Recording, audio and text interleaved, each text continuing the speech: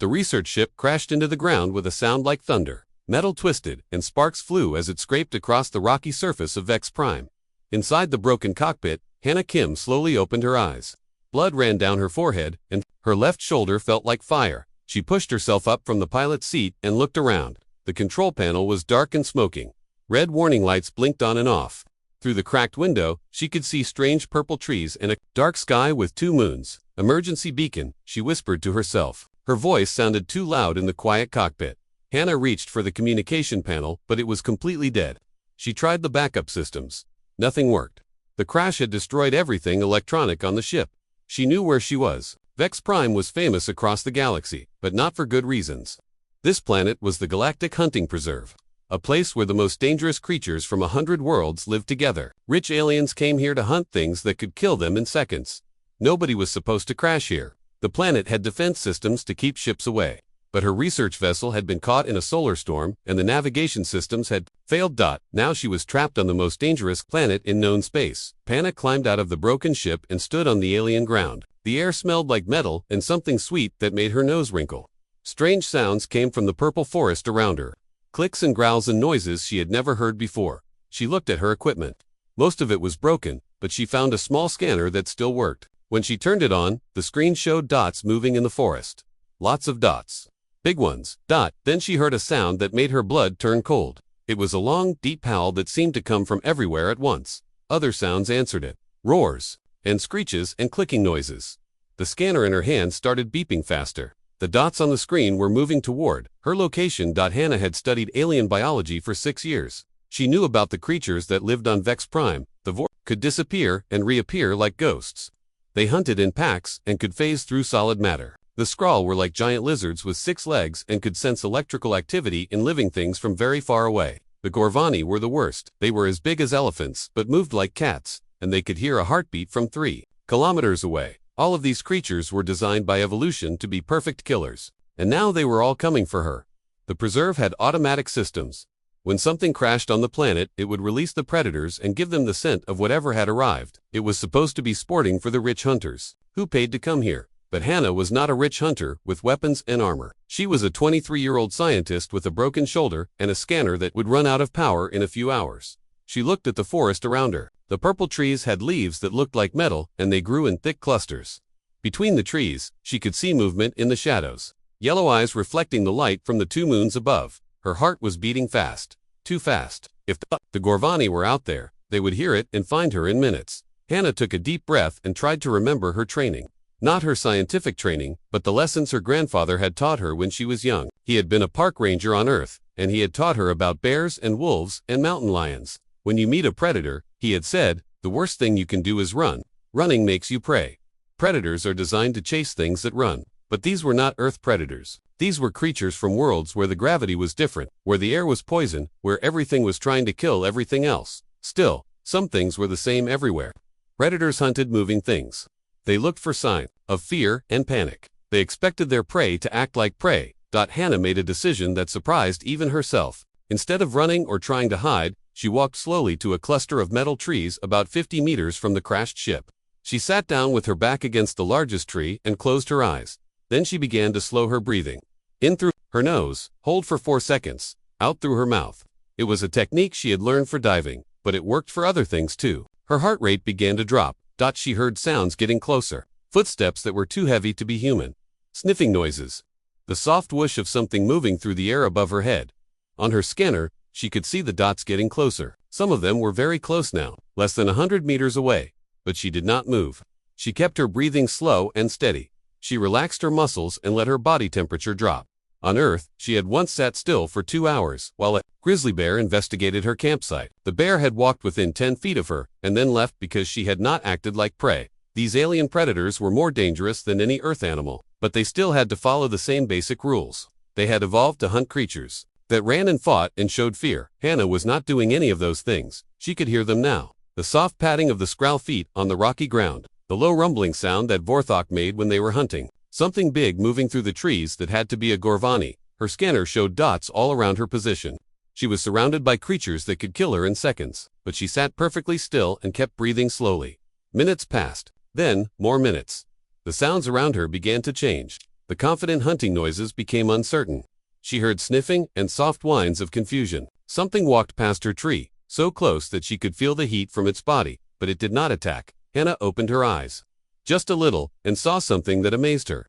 A Vorthok was standing 20 feet away, its head tilted to one side. Like a confused dog, its body flickered in and out of visibility as it tried to phase lock onto her, but it could not seem to focus. Beyond the Vorthok, she could see the glowing eyes of a Skrull pack. They were moving in circles, their heads swinging back and forth as they tried to locate the source of her scent. And somewhere, in the darkness, she could hear a Gorvani making frustrated rumbling sounds as it searched for the heartbeat it had detected but could no longer find. Hannah realized what was happening. Her body was so relaxed and her vital signs so low that she was barely registering as a living creature. Two predators that relied on movement and biological signatures to find their prey. She had become almost invisible. But she was not just hiding. While she sat motionless, she was watching and learning. She studied how the Vorthok moved when they were confused.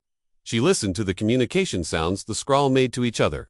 She noted the search patterns of the Gorvani. 20 minutes passed. 20 minutes of perfect stillness while the most dangerous predators in the galaxy searched for prey that was sitting right in front of them. Then, very slowly, Hannah began to smile. She had learned something important about her hunters. And now it was time to turn the tables.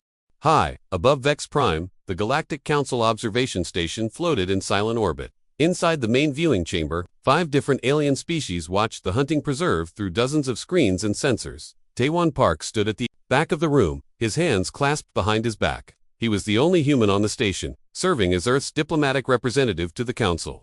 His dark eyes moved from screen to screen, watching the unprecedented events unfolding on the planet below. This makes no sense, clicked Vexstar, the Cliff Ambassador. The insect-like aliens for arms gestured at the main display screen.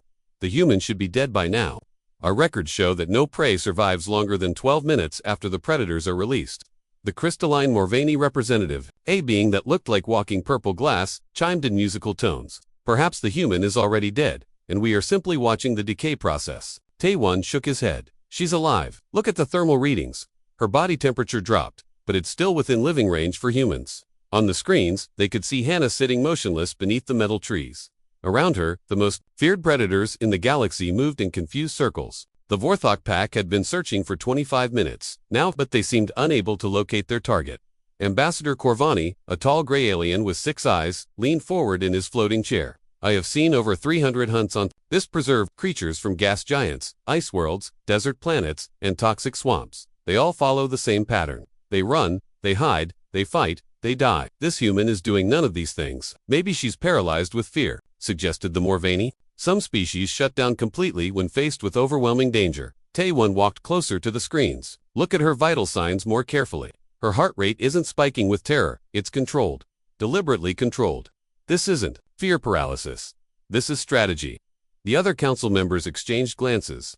Strategy was not something they expected from prey species. The whole point of the preserve was to watch natural hunting behaviors play out between predator and prey. Impossible, Vexstar clicked. Humans come from a Class 7 death world. Yes, but they are still prey. Look at them. Soft skin, no claws, no natural weapons. They should be running like all the others. On the screen, a massive Gorvani had approached. Within 5 meters of Hannah's position, the creature was as tall as 3 humans and covered in thick black fur. Its 6 legs moved silently across the rocky ground, and its large ears swiveled constantly, listening for the slightest sound. The Gorvani could hear a heartbeat from 3 kilometers away. It could detect the movement of blood through veins, yet it stood next to the human girl and seemed completely unaware of her presence. This is fascinating, whispered Dr. Selnath, the station's chief biologist. The pale blue Rigelian had been studying predator behavior for 40 years. I have never seen anything like this. The Gorvani's sensory organs are among the most advanced in the galaxy, but it cannot locate a target that is sitting right next to it. Taewon nodded. Humans evolved alongside multiple apex predators. On Earth, we had to learn to survive encounters with creatures much larger and stronger than us. One of the techniques our ancestors developed was the ability to lower their biological signatures to near-death levels. You mean they can fake being dead? Asked Ambassador Corvani. Not exactly. They can slow their heart rate, drop their body temperature, and control their breathing to the point where they barely register as living creatures. It's similar to the hibernation abilities of some species, but humans can do it while remaining fully conscious and aware.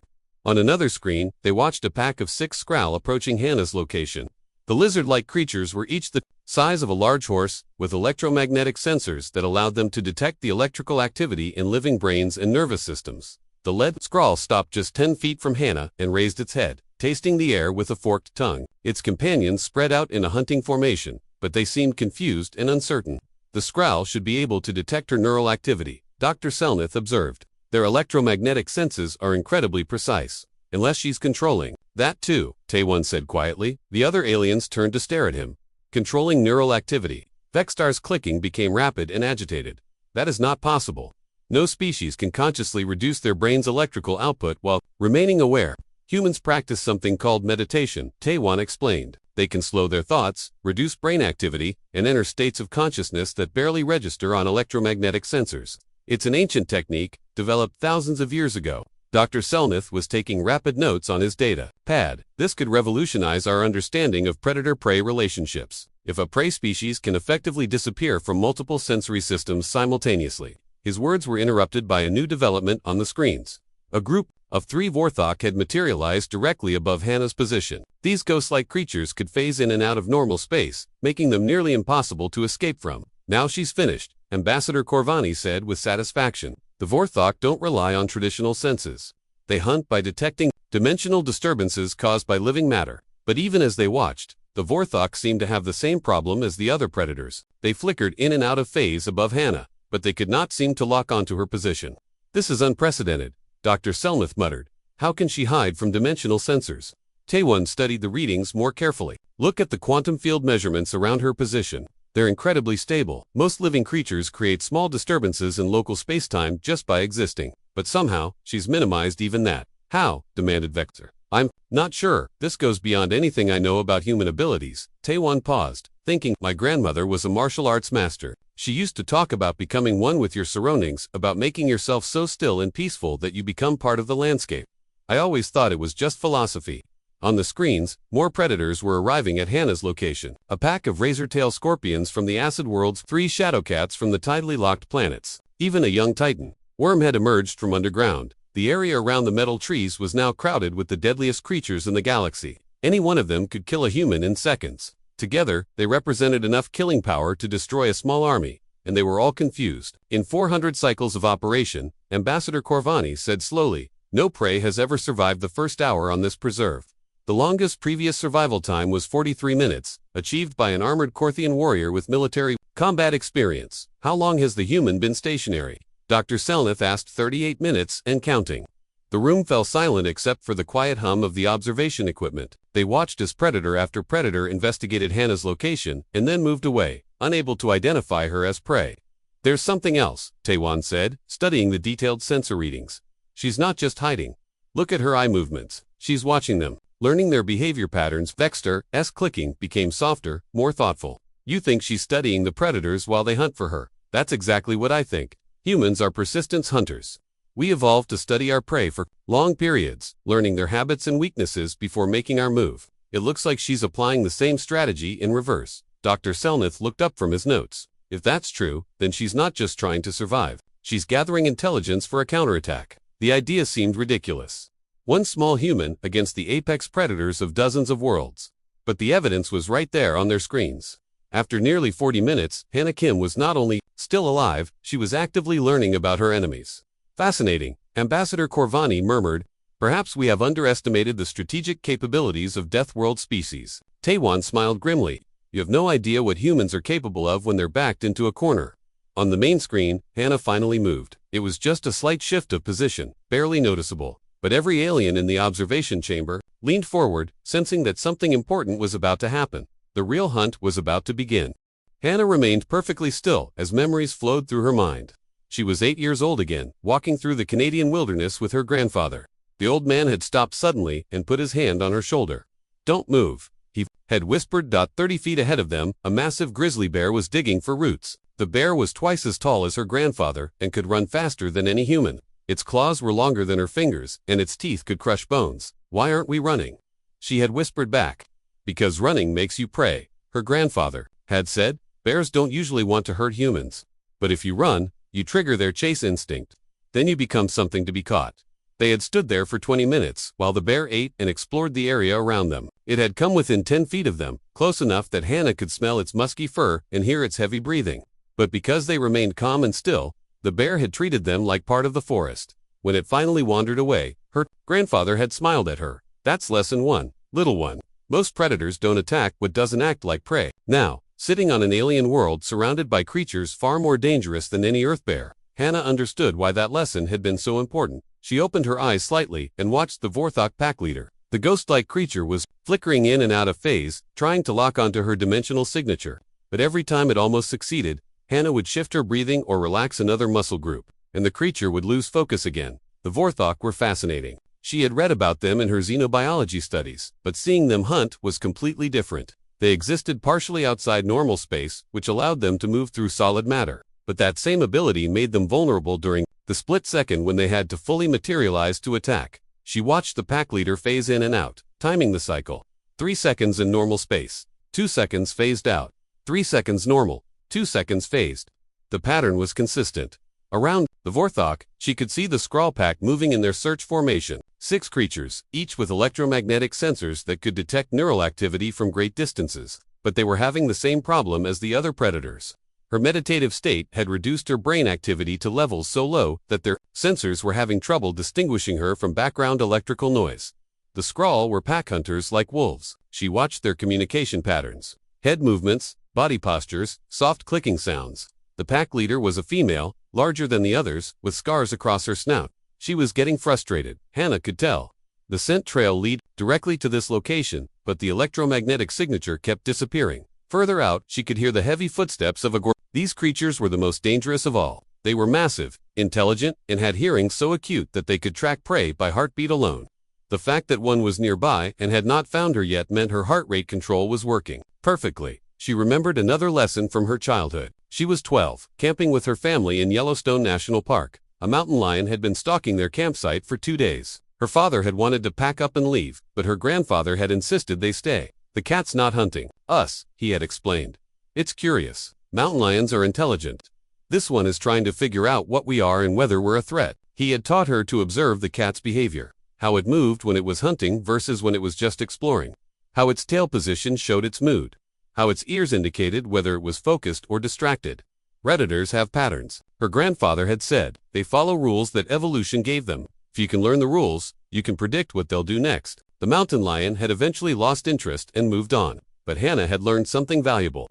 Every predator, no matter how dangerous, had behaviors that could be understood and anticipated. Now she was applying that same principle to alien creatures. The Vorthok phased in 3-second cycles. The Skrull communicated through specific head movements. The Gorvani made soft rumbling sounds when they were confused. She was learning their rules, but there was more to her strategy than just observation. Growing up on Earth had given her advantages that no other species in the galaxy possessed. Humans were persistence hunters who had evolved alongside dozens of different apex predators. That was almost unheard of in galactic terms. Most species evolved on worlds where there was 1 or maybe 2 apex predators. They developed specific strategies for dealing with those particular threats. But Earth was different. Earth had predators in every environment. Land, sea, air, underground. Predators that hunted alone, and predators that hunted in packs. Predators that relied on speed, strength, stealth, or intelligence. Humans had survived by becoming the ultimate generalists. They could adapt to any threat by studying it and finding its weakness. Hannah thought about her breathing technique. It was something she had learned for deep-sea diving, but it was based on methods that were thousands of years old. Tibetan monks could slow their heart rates to almost nothing while remaining fully conscious. Japanese ninjas could control their body temperature to avoid detection. Indian yogis could reduce their breathing to the point where they appeared dead. These were not superhuman abilities. They were skills that any human could learn with enough practice. They were part of humanity's survival toolkit, developed over countless generations of living alongside creatures that wanted to kill them. The Gorvani's footsteps were getting closer. She could feel the vibrations through the ground. This was the real test. If her heart rate control failed now, the creature would locate her in seconds. She deepened her meditative state. Her heart rate dropped to 30 beats per minute. Then 25. Her breathing became so shallow that her chest barely moved. Her body temperature fell to just above the ambient air temperature. To any normal sensor, she would appear to be dead. But she was fully aware, fully conscious, and still learning. The Gorvani appeared at the edge of the clearing. It was even larger than she had expected, standing nearly 4 meters tall. Its fur was deep black with silver stripes. 6. Powerful. Legs supported its massive body, and its head was shaped like a wolf's but 3 times larger. The creature's ears swiveled constantly, searching for the heartbeat it had detected earlier. It took 3 steps toward her position and stopped. its head tilted to one side, listening intently. Hannah's heart was beating so slowly that it sounded more like distant thunder than a pulse. The Gorvani took another step forward, but its expression was confused. It could sense something was wrong, but it couldn't identify what. After 5 minutes of searching, the Gorvani made a frustrated rumbling sound and moved away. It had given up. Hannah allowed herself a small smile. She had just convinced the most acute hearing in the galaxy that she wasn't worth hunting, but the real advantage wasn't just that she could hide from these predators. The real advantage was that while she was hiding, she was learning everything about them, their hunting patterns, their communication methods, their weaknesses. She had identified the Vortex phase cycle. She understood the Skrall's pack dynamics. She knew how the Gorvani searched for prey. And now, after 45 minutes of perfect stillness, she was ready to use that knowledge. The prey was about to become the predator. Hannah had been watching the Vorthok pack leader for over an hour now. 3 seconds materialized, 2 seconds phased out. The pattern never changed. Evolution had made these creatures perfect phase hunters, but it had also made them predictable. She slowly moved her hand toward a piece of twisted metal from her crashed ship. The fragment was about the length of her forearm, with one end sharpened to a razor point by the impact. Moving just millimeters at a time, she grasped the makeshift weapon. The Vorthok pack leader materialized again, its ghostly form becoming solid just 10 feet away from her. Its head turned left and right, still searching for the prey it could smell but not locate. 3 seconds. 2, 1. The creature began to phase out. Hannah moved. She rolled forward and thrust the metal shard upward just as the Vorthok tried to shift. Between dimensions, for a split second, the creature was caught between states, unable to fully phase but not completely solid either. The metal pierced through its chest. Purple blood sprayed across the rocky ground. The Vorthok let out a shriek. That sounded like tearing fabric. It materialized completely, the metal still buried in its torso. The wound was not fatal, but it was painful and bleeding heavily. Hannah was already moving again. She rolled behind the metal tree as the other Vorthok materialized around their injured pack leader. But instead of attacking her, they did something she had hoped for. They turned on their wounded leader. Vorthok pack dynamics were brutal. Any member that showed weakness was immediately cast out or killed. It was evolution's way of keeping the pack strong. The injured leader tried to defend itself, but the other pack members surrounded it. The sounds of the fight were horrible, shrieking and tearing, and the wet sound of claws meeting flesh. Within minutes, the pack leader was dead, killed by its own kind. Up on the observation station, the alien council members stared at their screens in shock. Did she just? Ambassador Corvani paused. Did she just turn them against each other? Taewon nodded grimly. Humans study pack behavior extensively. She knew that injuring the leader would trigger their pack hierarchy instincts. Dr. Selnath was frantically taking notes. This is unprecedented. Prey species don't use predator psychology against them. They run or hide or fight directly. Humans aren't typical prey, Taewon said. We're persistence hunters. We don't give up and we don't fight fair. On the planet below, Hannah was already implementing the next part of her plan. While the Vorthok were distracted with their pack fight, she had moved to a new position near a cluster of strange rock formations. The Skrull pack was still searching for her, but their electromagnetic sensors were having trouble with all the metal in the area. She used this to her advantage, moving carefully from one metal tree to another. But she wasn't just hiding, she was collecting things. From the Vorthok fight, she had gathered some of the purple blood. From her crashed ship, she had taken pieces of the chemical emergency flares. From the strange plants around the metal trees, she had collected sap that glowed with bioluminescence. She was making tools. The Skrull pack leader approached her old position, confusion clear in its body language. The creature could smell human scent everywhere. But the electromagnetic trail kept disappearing and reappearing in different locations. Tana had studied xenobiology for 6 years. She knew that Skrull used electromagnetic pulses to communicate with each other, sending signals through specialized organs in their heads. She also knew that these same organs could be overloaded by the right kind of electrical interference. She mixed the Vorthok blood with the chemical compounds from the emergency flares. The combination created a paste that glowed bright blue and generated a strong electromagnetic field. Then she began to paint. Using a stick, she drew symbols on the metal trees around the clearing. Not random symbols, but specific patterns that would create electromagnetic interference in the exact frequency range that Skrull used for communication. The effect was immediate. The Skrull pack began to stumble and shake their heads. Their electromagnetic senses were being scrambled by the patterns Hannah had created. They could no longer communicate with each other or coordinate their hunt. But Hannah wasn't finished. She had one more trick to play. She climbed up into one of the metal trees and began to make sounds, not human sounds, but Skrull sounds. She had been listening to their communication calls for over an hour, and she was good at mimicking animal vocalizations. The calls she made were specific. Territory challenge calls. Mating competition calls. Food competition calls. The scrawl pack, already confused by the electromagnetic interference, began to turn on each other. Without their normal communication abilities, they reverted to primitive territorial behavior. Within minutes, the six-member pack was fighting among themselves, each thinking the others were challenging their position in the hierarchy. From her position in the tree, Hannah watched the battle with satisfaction. 2 more predator species eliminated, not through superior strength or speed, but through understanding their behavior and turning their own instincts against them. The observers on the orbital station were speechless.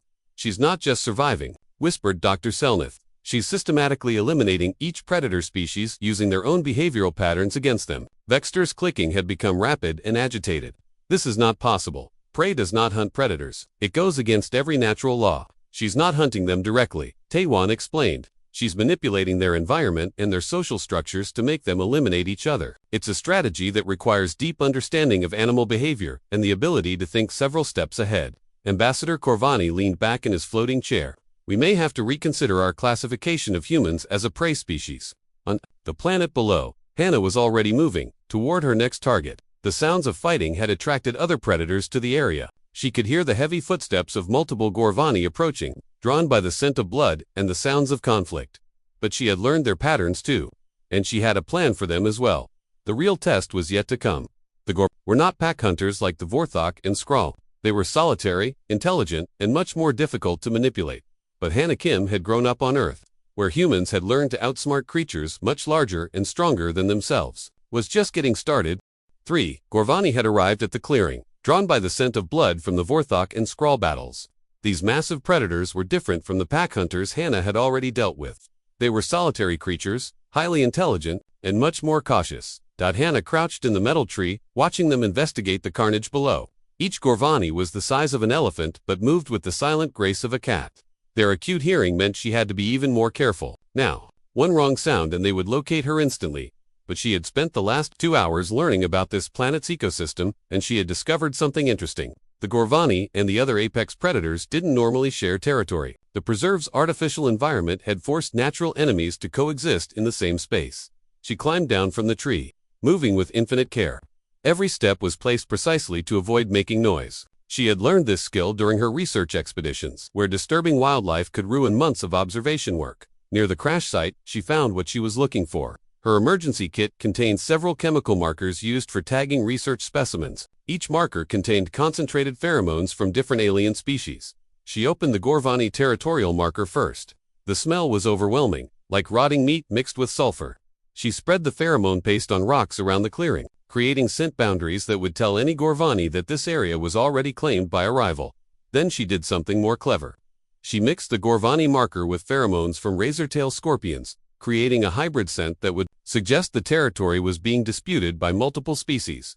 The effect was immediate. The 3 Gorvani began to show signs of agitation. Their ears flattened against their heads, and they made low growling sounds. To them, it appeared that their territory had been invaded by both rival Gorvani and razor-tail scorpions. But Hannah wasn't finished. She had one more element to add to the mix. From her xenobiology kit, she retrieved a sonic emitter designed for studying animal communication. She programmed it to broadcast the territorial calls of adult male Gorvani, but at frequencies that would carry much farther than normal. The calls echoed across the preserve, reaching every corner of the hunting ground. To any Gorvani hearing them, it would sound like multiple rivals were claiming territory throughout the area. Within minutes, the response came, answering calls from all directions as every Gorvani on the preserve began moving toward the source of the challenge. On the observation station, the alien council members watched in amazement as their tracking systems showed convergence patterns unlike anything they had seen before. "She's calling them all to the same location," Dr. Selnath observed. But why? Taewon studied the tactical display. "She's forcing a territorial dispute between creatures that normally avoid each other. Look at the movement patterns.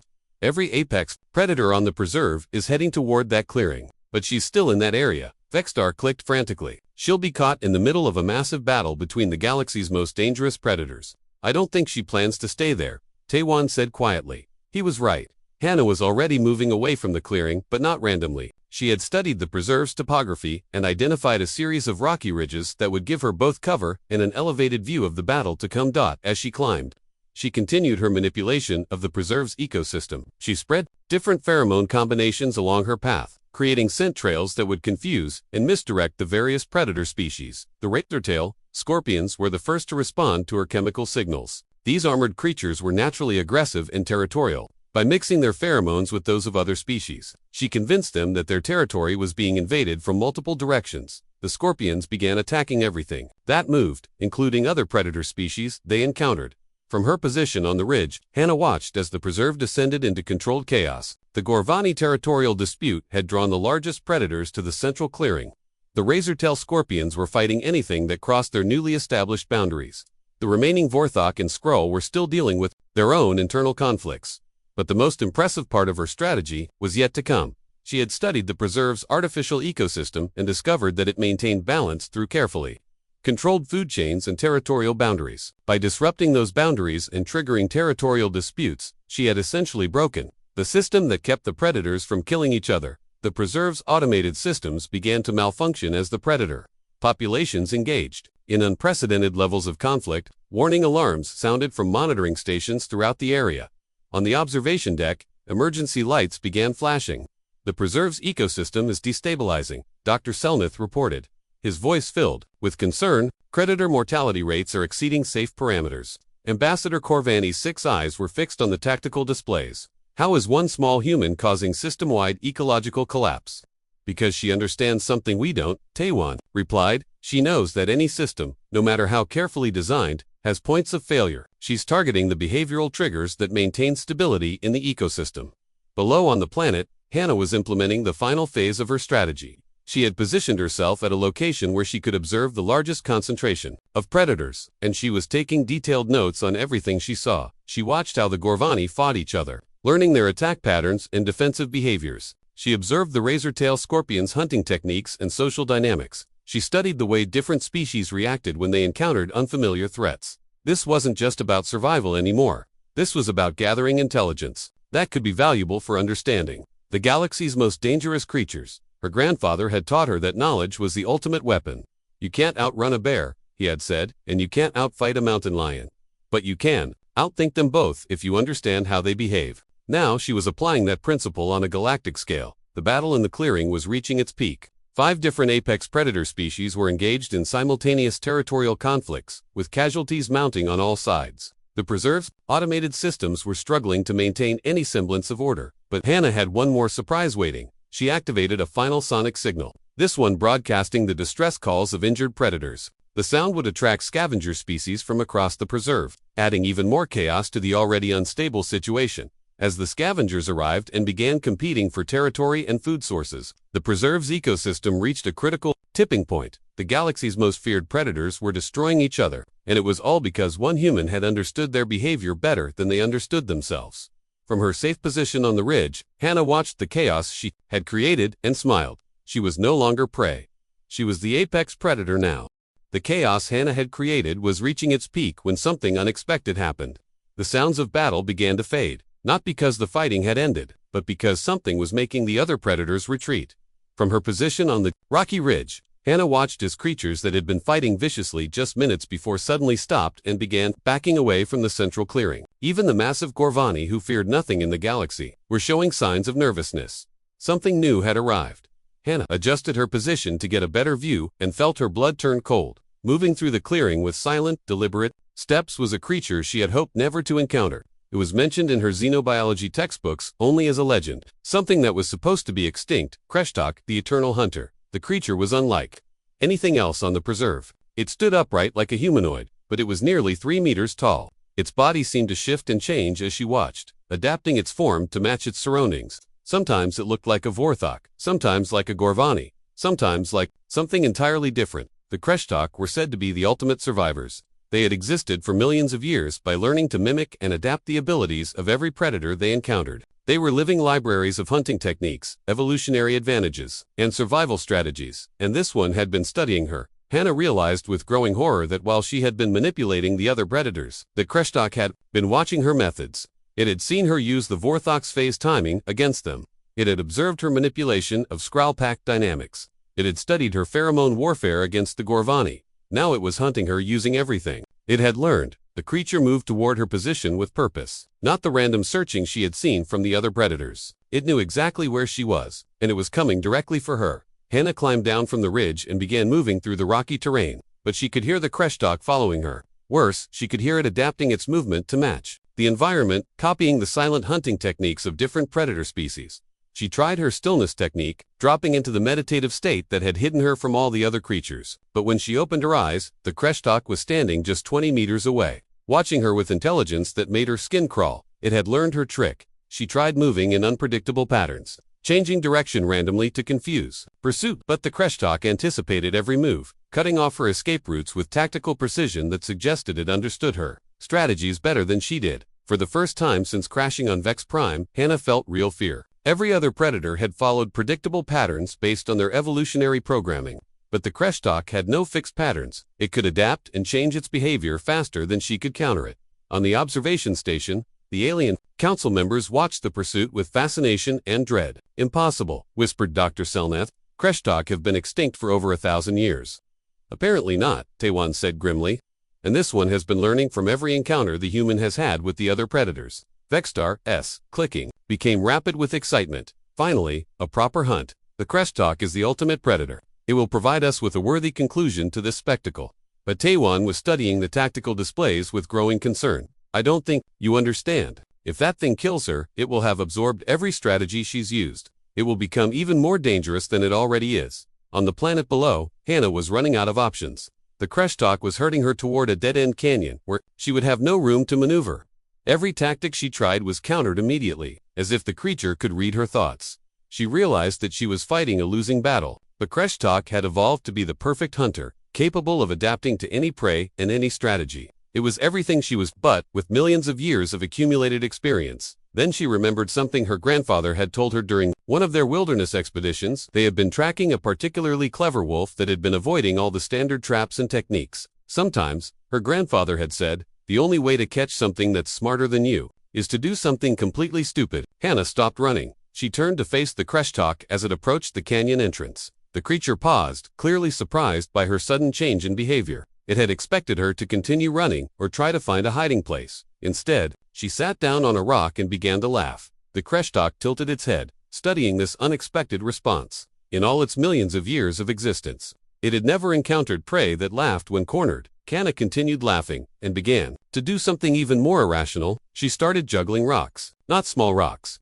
but large stones that she had no business being able to throw and catch with her human strength and reflexes. The Kreshtok moved closer, its adaptive camouflage flickering with confusion. This behavior made no sense from a survival perspective. Prey didn't juggle when they were about to die. Then Hannah did something even more absurd. She began singing, not a song of fear or desperation, but a cheerful camping song she had learned as a child. The bear went over the mountain. The bear went over the mountain. The bear went over the mountain to see what he could see. The Kreshtok stopped completely. Its evolutionary programming could adapt to any logical strategy, any survival technique, any predator or prey behavior that made sense, but it couldn't adapt to complete irrationality. Hannah stood up, still singing and juggling, and began walking directly toward the creature. Every instinct in her body was screaming at her to run, but she forced herself to continue the absurd performance. The Kreshtok backed away, its form flickering rapidly between different predator shapes as it tried to find an appropriate response to this unprecedented situation. And all that he could see, was the other side of the mountain. The other side of the mountain. Hannah reached into her pack and pulled out her emergency rations. Still singing, she began eating them casually, as if she were having a picnic instead of facing the most dangerous predator in the galaxy. The Kreshtok confusion was growing. It had observed thousands of prey species over millions of years, but none had ever behaved like this when faced with certain death.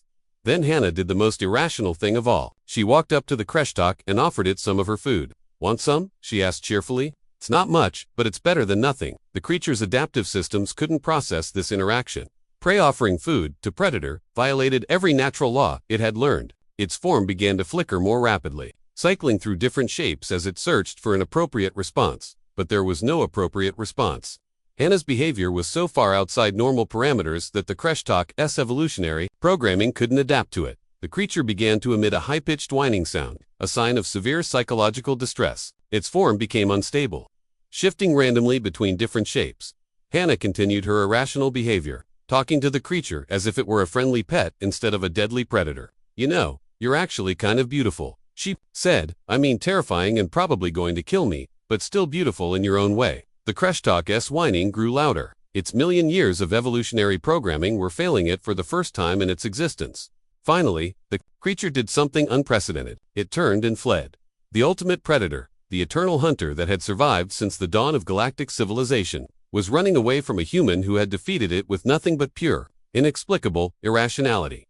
On the observation station, the silence was deafening. Did she just? Ambassador Corvani started, then stopped. Yes, Taewon said quietly. She just scared away the most dangerous predator in the galaxy by being completely unpredictable.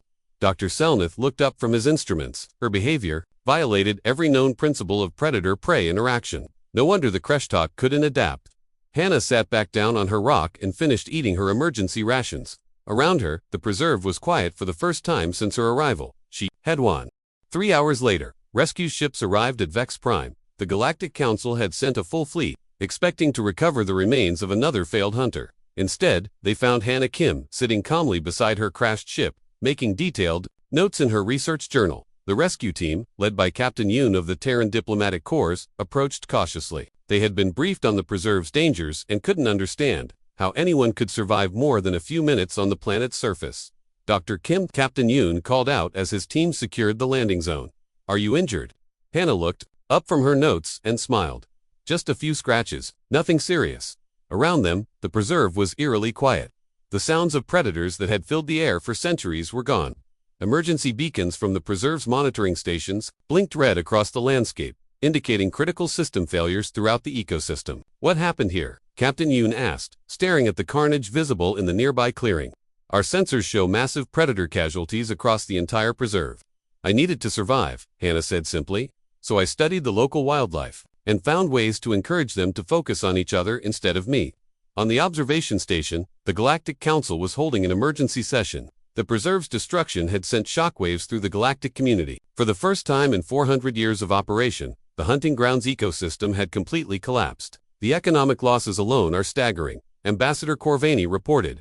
The preserve was worth more than most planetary economies. The tourist revenue, the hunting licenses, the research contracts, that's not the real problem, Taewon said. The real problem is what this means for our understanding of human capabilities. Dr. Selnath nodded grimly. This single human has demonstrated strategic thinking abilities that exceed our most optimistic projections. She didn't just survive encounters with apex predators, she systematically eliminated them, using their own behavioral patterns against them. Vextor's clicking was subdued and thoughtful. We have always classified humans as a Class 7 death species, dangerous because of their planet's environment, but still fundamentally prey animals. We may need to reconsider that classification.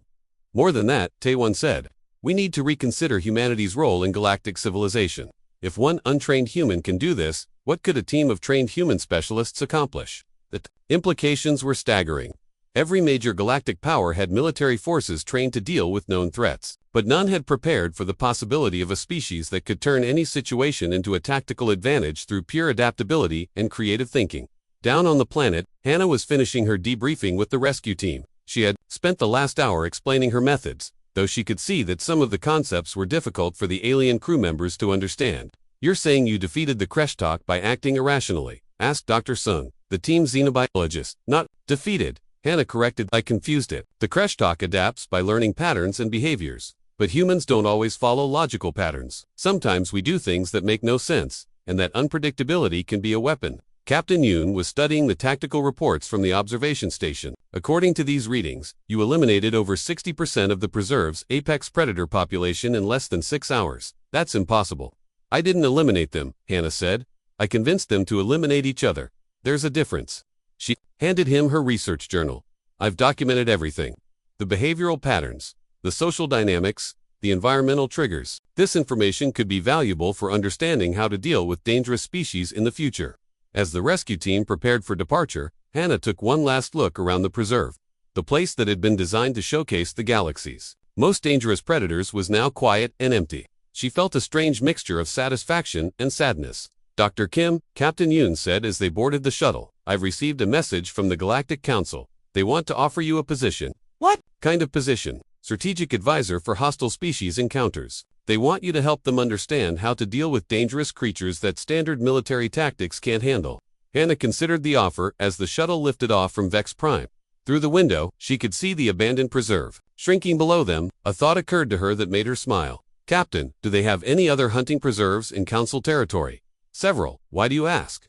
"I think I might be interested in that job." 6 months later, the Galactic Council had established the Human Strategic Analysis Division, with Hannah Kim as its first director. The division's mission was to study dangerous species and environments that had previously been considered impossible. To survive, their first major success came when a team of human analysts solved a decades-old problem with the Screaming Nebula, a region of space where ships regularly disappeared. The humans discovered that the nebula was inhabited by creatures that attacked anything that moved in straight lines. By programming ships to move in random, chaotic patterns, they made the region safe for travel. Their second success was even more impressive. When the mining colony on Hellworld Prime was overrun by native predators, the Council sent in a human tactical team instead of the usual military response. The humans studied the creatures for 3 days, then convinced them to relocate to a different continent by manipulating their territorial instincts. Word of human capabilities spread throughout the galaxy.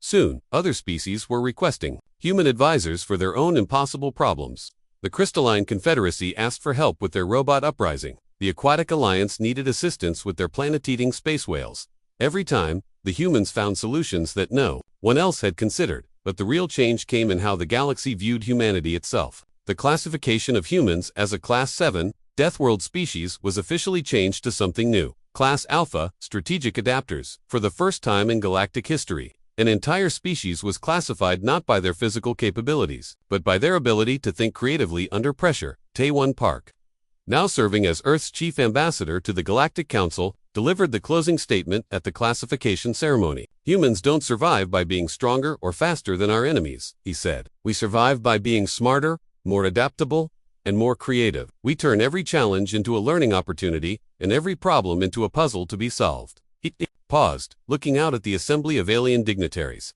"The galaxy is full of apex predators," he continued. "But humanity has proven that the ultimate apex predator isn't the one with the biggest claws or the strongest bite. It's the one that can turn any situation to its advantage through intelligence and adaptability."